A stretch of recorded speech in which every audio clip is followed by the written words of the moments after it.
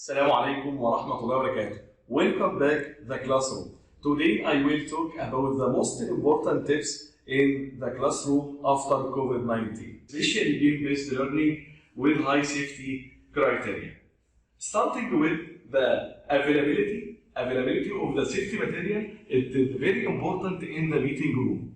Starting from thermometer, every trainee should use thermometer before enter the meeting room, and also wear the gloves and the mask, and the availability of the sanitizer before the session, during the session, and after the session. Also, preparation of the meeting room, it is very critical for high safety requirement.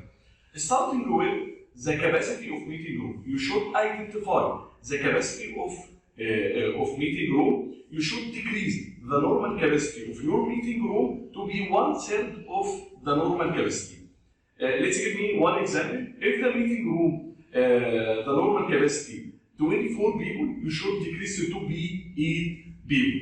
Also, the organization of tables in the meeting room, it is very important. You should put one table in the front of the meeting room and the other table in the back of the front, on the back of the meeting room. Also, you should assure from the size of the table. You should have big table, and every team member respect the social distance between every team.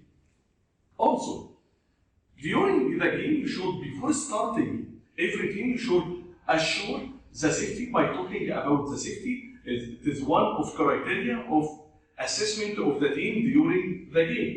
Every team member, he didn't respect the social distance, he will get the penalties, and the score of the team and the performance of the team will be affected.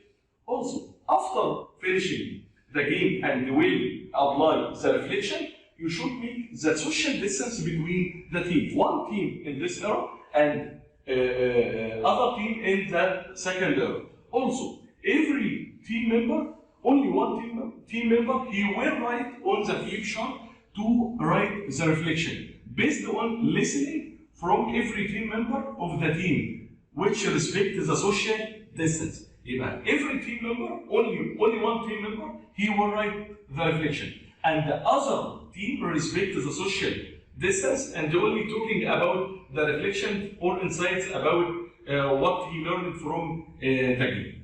This only some tips if you want to deliver the classroom, especially the game-based learning. I hope the safety for the all. Thank you.